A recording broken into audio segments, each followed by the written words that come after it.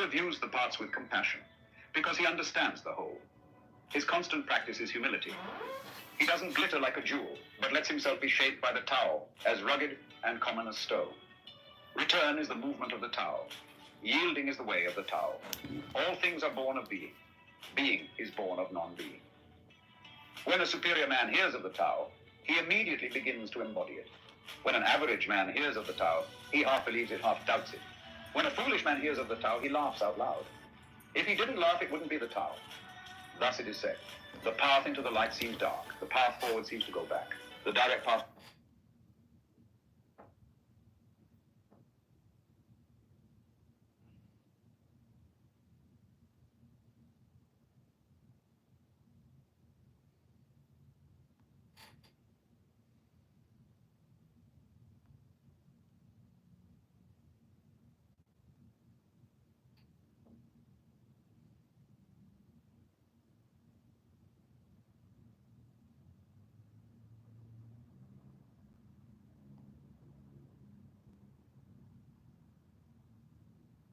Them all out and call if possible.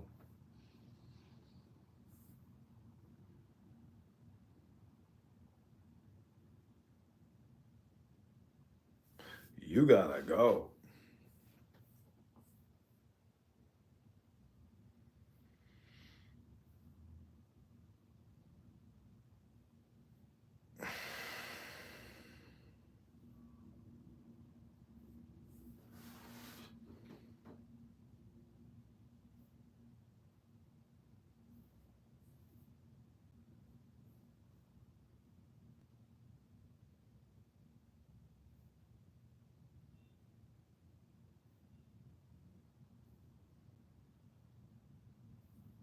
seems long, true power seems weak, true purity seems tarnished, true steadfastness seems changeable, true clarity seems obscure, the greatest art seems unsophisticated, the greatest love seems indifferent, the greatest wisdom seems childish. The Tao is nowhere to be found, yet it nourishes and completes all things. The Tao gives birth to one, one gives birth to two, two gives birth to three, three gives birth to all things. All things have their backs to the female and stand facing the male. When male and female combine, all things achieve harmony. Ordinary men hate solitude, but the master makes use of it, embracing his aloneness, realizing he is one with the whole universe. The gentlest thing in the world overcomes the hardest thing in the world. That which has no substance enters where there is no space. This shows the value of non-action, teaching without words, performing without actions. That is the master's way. Fame or integrity, which is more important? Money or happiness, which is more valuable? Success or failure, which is more destructive? If you look to others for fulfillment, you will never truly be fulfilled. If your happiness depends on money, you will never be happy with yourself. Be content with what you have. Rejoice in the way things are. When you realize there is nothing lacking, the whole world belongs to you. True perfection seems imperfect, yet it is perfectly itself. True fullness seems empty, yet it is fully present. True straightness seems crooked. True wisdom seems foolish. True art seems artless. The master allows things to happen.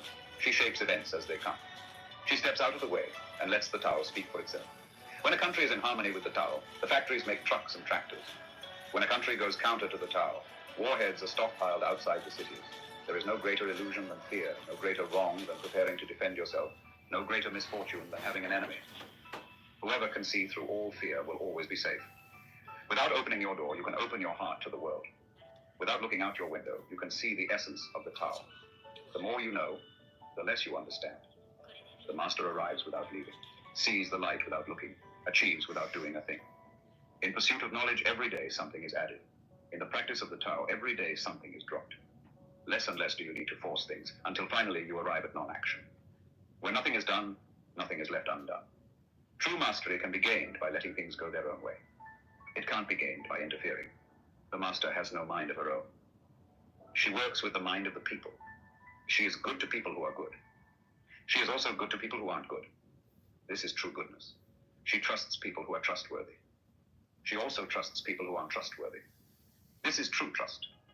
The master's mind is like space. People don't understand her. They look to her and wait. She treats them like her own children. The master gives himself up to whatever the moment brings. He knows that he's going to die, and now has nothing left to hold on to. No illusions in his mind, no resistances in his body. He doesn't think about his actions. They flow from the core of his being. He holds nothing back in life. Therefore, he is ready for death, as a man is ready for sleep after a good day's work. Every being in the universe is an expression of the Tao. It springs into existence unconscious, perfect, free, takes on a physical body, lets circumstances complete it. That is why every being spontaneously honors the Tao. The Tao gives birth to all beings, nourishes them, maintains them, cares for them, comforts them, protects them, takes them back to itself, creating without possessing, acting without expecting, guiding without interfering. That is why love of the Tao is in the very nature of things. In the beginning was the Tao. All things issue from it. All things return to it. To find the origin, trace back the manifestations. When you recognize the children and find the mother, you will be free of sorrow. If you close your mind in judgments and traffic with desires, your heart will be troubled. If you keep your mind from judging and aren't led by the senses, your heart will find peace. Seeing into darkness is clarity. Knowing how to yield is strength. Use your own light and return to the source of light. This is called practicing eternity. The great way is easy, yet people prefer the side path. Be aware when things are out of balance. Stay centered within the Tao. When rich speculators prosper while farmers lose their land, when government officials spend money on weapons instead of cures, when the upper class is extravagant and irresponsible, while the poor have nowhere to turn, all this is robbery and chaos. It is not in keeping with the Tao. Whoever is planted in the Tao will not be rooted up. Whoever embraces the Tao will not slip away. Her name will be held in honor from generation to generation. Let the Tao be present in your life, and you will become genuine. Let it be present in your family, and your family will flourish. Let it be present in your country, and your country will be an example to all countries in the world. Let it be present in the universe, and the universe will sing. How do I know this is true? By looking inside myself. He who is in harmony with the Tao is like a newborn child. Its bones are soft, its muscles are weak, but its grip is powerful. It doesn't know about the union of male and female, yet its penis can stand erect. So intense is its vital power. It can scream its head off all day, yet it never becomes hoarse. So complete is its harmony. The master's power is like this. He lets all things come and go effortlessly without desire. He never expects results. Thus he is never disappointed. He is never disappointed. Thus his spirit never grows old. Those who know don't talk. Those who talk don't know. Close your mouth, block off your senses, blunt your sharpness, untie your knots, soften your glare, settle your dust. This is the primal identity. Be like the Tao. It can't be approached or withdrawn from, benefited or harmed, honored or brought into disgrace. It gives itself up continually. That is why it endures.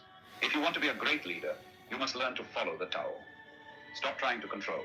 Let go of fixed plans and concepts, and the world will govern itself. The more prohibitions you have, the less virtuous people will be. The more weapons you have, the less secure people will be. The more subsidies you have, the less self-reliant people will be. Therefore, the master says, I let go of the law, and people become honest. I let go of economics, and people become prosperous. I let go of religion, and people become serene. I let go of all desire for the common good, and the good becomes common as grass. If a country is governed with tolerance, the people are comfortable and honest. If a country is governed with repression, the people are depressed and crafty. When the will to power is in charge, the higher the ideals, the lower the results. Try to make people happy, and you lay the groundwork for misery. Try to make people moral, and you lay the groundwork for vice. Thus the master is content to serve as an example, and not to impose her will. She is pointed, but doesn't pierce. Straightforward, but supple. Radiant, but easy on the eyes. For governing a country well, there is nothing better than moderation. The mark of a moderate man is freedom from his own ideas. Tolerant like the sky, all-pervading like sunlight, firm like a mountain, supple like a tree in the wind. He has no destination in view and makes use of anything life happens to bring his way. Nothing is impossible for him. Because he has let go, he can care for the people's welfare as a mother cares for her child. Governing a large country is like frying a small fish. You spoil it with too much poking. Center your country in the Tao, and evil will have no power. Not that it isn't there, but you'll be able to step out of its way. Give evil nothing to oppose, and it will disappear by itself. When a country obtains great power, it becomes like the sea. All streams run downward into it. The more powerful it grows, the greater the need for humility. Humility means trusting the Tao, thus never needing to be defensive. A great nation is like a great man. When he makes a mistake, he realizes it. Having realized it, he admits it. Having admitted it, he corrects it. He considers those who point out his faults as his most benevolent teachers. He thinks of his enemy as the shadow that he himself casts. If a nation is centered in the Tao, if it nourishes its own people and doesn't meddle in the affairs of others, it will be a light to all nations in the world. The Tao is the center of the universe, the good man's treasure, the bad man's refuge. Honors can be bought with fine words. Respect can be won with good deeds. But the Tao is beyond all value, and no one can achieve it. Thus, when a new leader is chosen, Don't offer to help him with your wealth or your expertise. Offer instead to teach him about the Tao. Why did the ancient masters esteem the Tao? Because being one with the Tao, when you seek, you find. And when you make a mistake, you are forgiven. That is why everybody loves it. Act without doing. Work without effort. Think of the... Now, this morning, I was giving you a talk on the fundamental basic attitudes expressed in Lao Tzu's Tao Te Ching. And the title of the book, Tao Te Ching, introduces now the second word in the title. I've been dwelling this morning on the first word, which is Tao, and so comes up the second word, De. And this word, again, faces us with some serious problems of translation.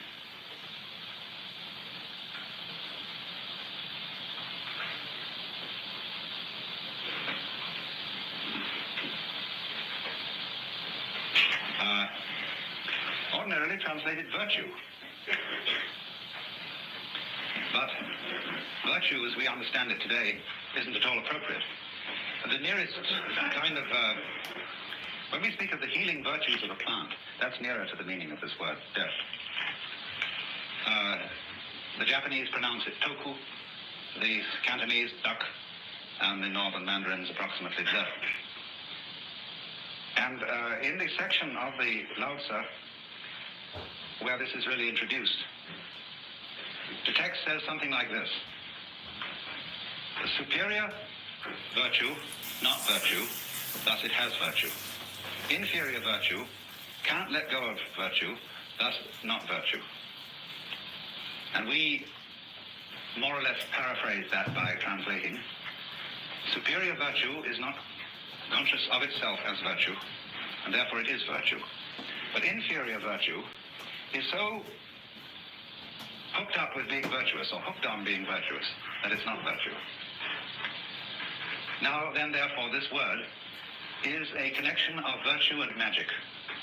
It means the excellence of things, in the sense that a tree excels at being a tree, and nobody really knows how it does it. There is no way of imitating a tree, except the only thing is to be one. And so in the same way, when a human being shows extraordinary skill at something, it seems that it comes natural to him. It seems that he doesn't achieve it by any kind of artificiality. If there is some discipline in it, it's concealed. So, excelling in something naturally, and yet it's something that is so difficult to understand that it seems that it has been done by magic, is the meaning of this word. So what de is the state of affairs, a way of talking about particularly a human being who has learned to live in harmony with the Tao. Now, of course, everything is fundamentally in harmony with the Tao. In the book called the Zhongyong, or the Unwobbling Pivot, it is said, the Tao is that from which nothing can depart. That from which things can depart is not the Tao. Fundamentally, you see, you can't get away from it. It's like a situation in which we are all floating in a tremendous river. And the river carries you along, anyhow. Now, some of the people in the river are swimming against it, but they're still being carried along. Others have learned that the art of the thing is to swim with it. And they're carried along too. But they know it, you see. They know they're carried along, whereas the people who are swimming against it think they're going in the opposite direction. But they're not really. So that was a sort of discussion we were having this morning, when I find invariably, whenever I talk about these things, Americans raise moral issues because we are a people incredibly bamboozled by preachers. And so this always comes up. Bamboozled. Preachers. And have chronic guilty consciences, so those questions are always raised. But this, you see, explains part of the situation, that you have to flow with the river. There is no other way, but that you can swim against it and pretend not to be flowing with it, but you still are. So, but a person who is not making that pretense anymore, who knows that you have to go with the river and swim with it, suddenly he acquires, behind everything that he does, the power of the river. The person swimming against the river, you see, does not by his action express the force of the river. The person swimming with it, he goes along and he has that whole river behind him, but he's subtly directing it, because you can change direction in the course of the river. You can go to the left or to the right, as a ship can use a rudder and still go along with the current, or more skillful still, as a sailboat can tack. Because when a sailboat tacks and goes in a direction contrary to the wind, it still is using the wind to blow it along. Now that is the most highly skillful art of all. That is Taoism in perfection, the art of sailing. Very intelligent. I remember once I was looking in the open air and one of those glorious little thistledown things came, and I picked it up like that and brought it down, and it looked as if it was struggling to get away, just as if you caught an insect by one leg, like a daddy long legs or something of that kind. It seemed to be struggling to get away, and at first I thought, well, it's not doing that. That's just the wind blowing. Then I thought again, really? Only the wind blowing? Surely it is the structure of this thing which, in cooperation with the existence of wind, enables it to move like an animal, but using the wind's effort, not its own. It is more intelligent being than an insect, in a way, because an insect uses effort. Like a person who rows a boat uses effort, but the man who puts up a sail is using magic. He lets nature do it for him, with the intelligence to use a sail. See? So in just this way, the meaning of the is that kind of intelligence, which, without your using very much effort, gets everything to cooperate with you. You, for example, never force other people to agree with you, but you give them the notion that the idea you wanted them to have was their own. This is a feminine art. A woman who really wants a lover does not pursue him, because then most men feel that she's aggressive. And if she's aggressive, she obviously is a woman who has had difficulty in finding lovers, and therefore there must be some undesirably secret thing about her. But if she, as it were, makes a void, then, and is slightly difficult to get, then people get excited. They know she's a highly prized object, and so they pursue. Same way, when you want to teach a baby to swim, the thing you can do is to put the baby in the water, and then move backwards in the water and create a vacuum. And this pulls the baby along. It helps it to learn the feel of the water and how to swim. It's the same principle. So, also, clever, difficult to getness is one of the very best means of acquiring immense publicity. Take the case of T.E. Lawrence, who published the 7 Pillars of Wisdom in a limited edition. And it became an extraordinarily celebrated book. Costs hundreds of dollars a copy to find one, on the market. And they waited and waited and built this up and built this up and built this up, and finally it was published in general edition. And it was a knockout, because the first one had been sort of secret and difficult to find. And you have patience, you see. You can always do this. So, the whole art of the ruler, see, the Tao Te Ching is a book written for several purposes. You may take it as a guide to mystical understanding of the universe. You may take it as a dissertation on the principles of nature, almost a naturalistic, a handbook of natural law, we would say. Or you may also take it as a political book, a book of wisdom for governors. And the principle which it advocates, basically, is the virtue of governing by not ruling. Look at it in this way. Supposing the President of the United States were as unknown to you by name as the local sanitary inspector, the man who looks after the drains. and the sewage disposal and all that kind of thing. This is not a glamorous figure, you see. But for that very reason, he probably does his job more efficiently than the president. Because the president wastes an enormous amount of time in interviewing various groups from the Elks and the Girl Scouts and conferring honors and all this kind of thing. The poor man's life must be an utter torment because he's so well known and therefore has absolutely no time to give to the government of the country. I mean, think of his mail. And all the people who have to be employed sifting that out and assessing it. So that if he were someone quite anonymous and that we didn't have to think about it, he would be a very, very good ruler. In just the same way, for example, you don't have to attend, unless you're sick, to the government of your own body. It happens automatically. This is this expression, Zirang, of itself, and it goes on day after day after day, and the better it is, the less you have to think about it. When you see well, you do not see your eyes. If there is something wrong with your eyes, you start seeing spots, and those spots are spots in your eyes.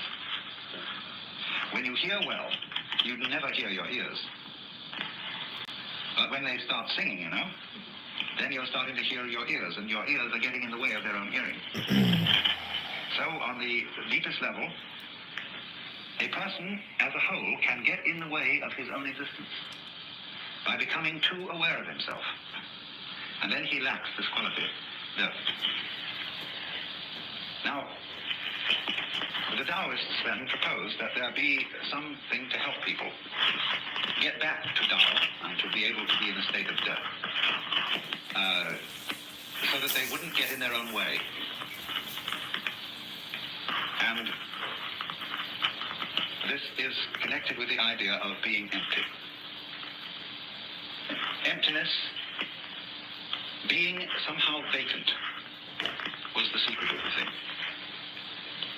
The highest kind of knowledge is not know-how, but know-how, N-O-H-O-W. To be able to do it know-how, without any method. To achieve this, something is practiced which is called fasting the heart. The heart, in Chinese, is a word which doesn't mean heart in the physiological sense. You see, it's part of the De character.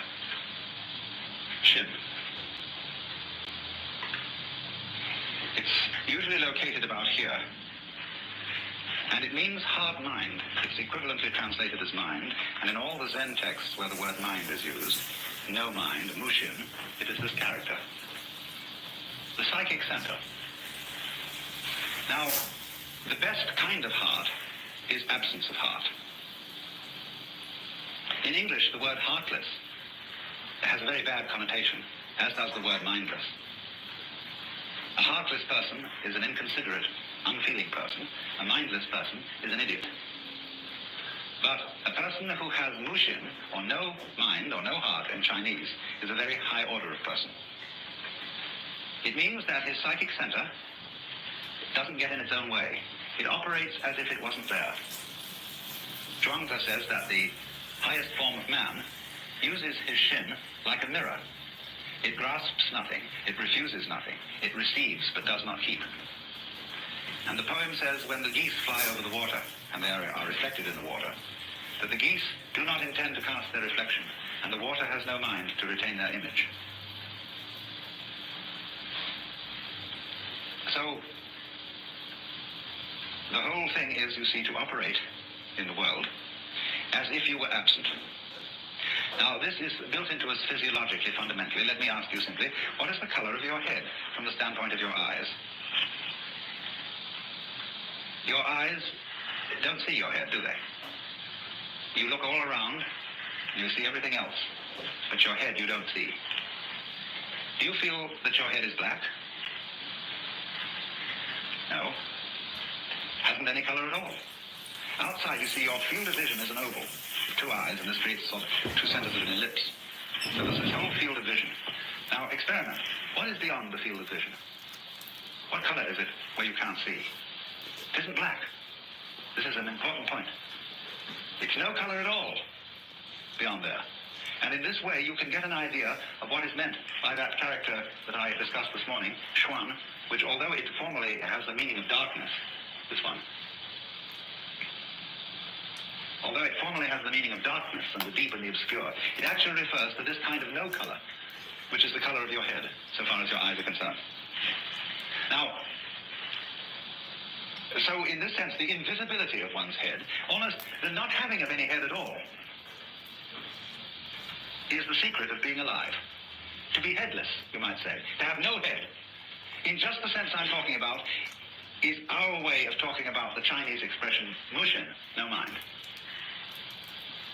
Now, as a matter of fact, if you want to see the inside of your head, all you have to do is keep your eyes open. Because everything that you're experiencing in the external visual field is a state of your brain. All these colors and shapes are the way in which the brain nerves translate the electrical impulses in the external world, being the world outside the envelope of skin. So they translate all what is going on outside into impulses which are to us shape and color. The shape and color are states of the nerves, so what you see when your eyes are open is how it feels inside your head. You think your head is a blank, but actually, it's being a blank. You don't see your brain as an external, undulating, corrugated structure. You see your brain as everything outside. So in this way, the emptiness of one's head is the condition of seeing. The transparency of the eye lens is the condition of seeing colors. It has no color itself. Eckhart said this, because my eye has no color, it is able to discern color.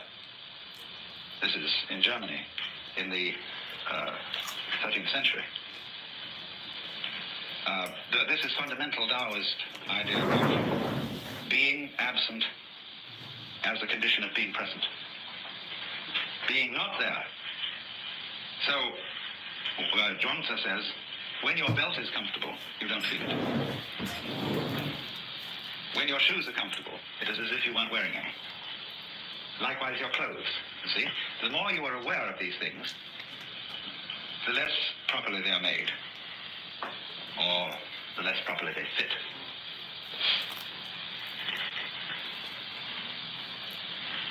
But we raise an objection to this, a very simple objection.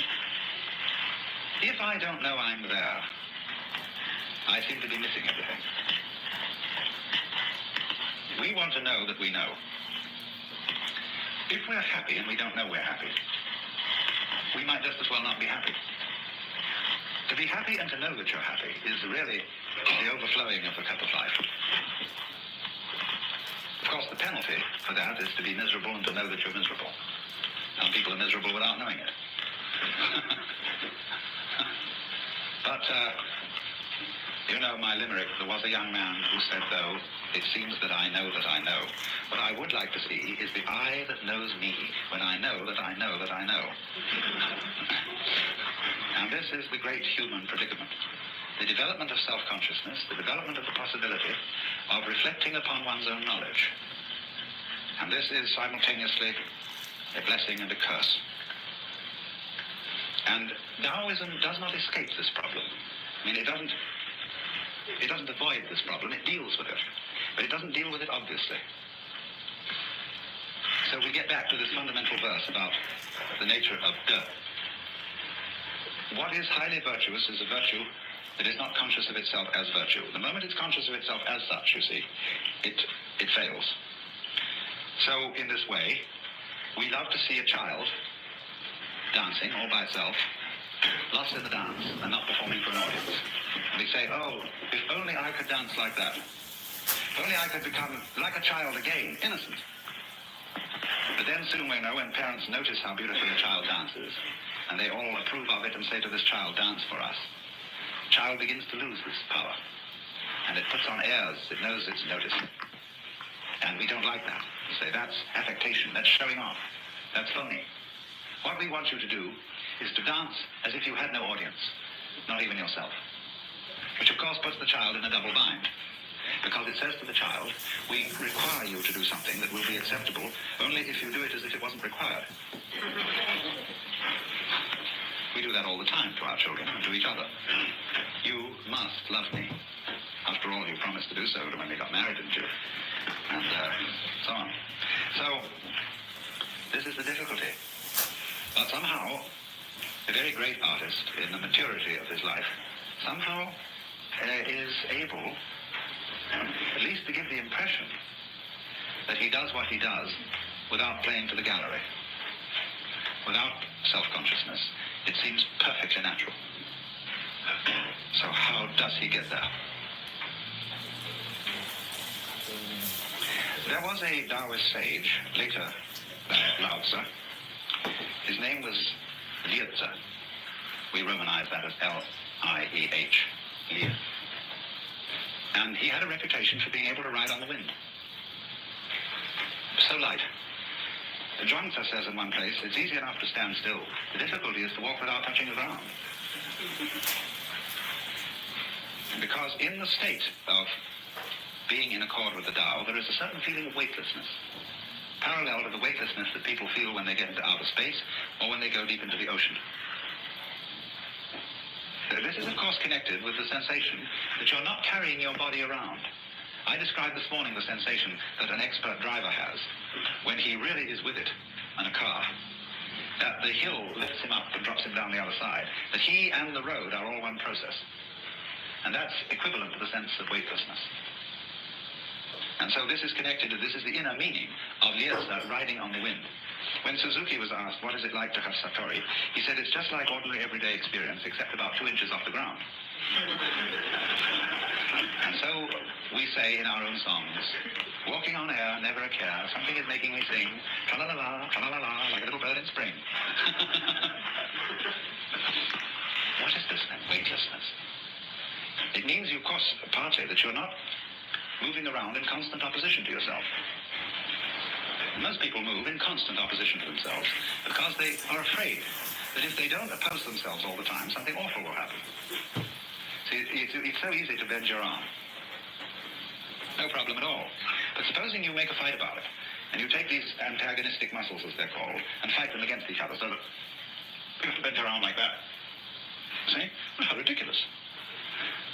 But if you somehow felt that in bending your arm you might make a mistake, you know, instead of bending it, you might hit yourself. Then these two muscles get nervous, and they fight each other to be sure that everything happens all right. That's anxiety, see? So,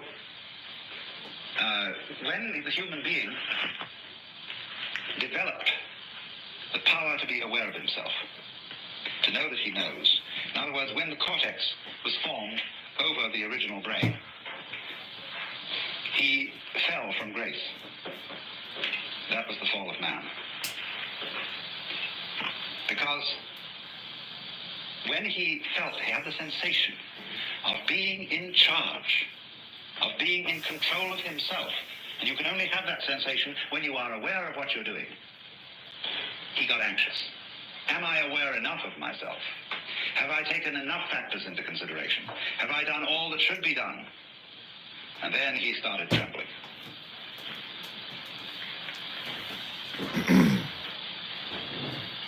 This was the fall of man, of course. This is what is meant. The Lao Tzu says, when the great Tao lost, there came duty to man and right conduct. In other words, nobody talks about how you ought to behave unless things have gone radically wrong. There wouldn't be any conception of faithful ministers of the state unless there were a lot of lousy politicians around. No one would talk about filial piety unless there were wayward sons and daughters. So there is constantly in the tradition of Taoism the idea that all moral preaching is confusion. There's a marvelous case. Okay, I'm going to read from Crowley's Book of Wisdom and Folly.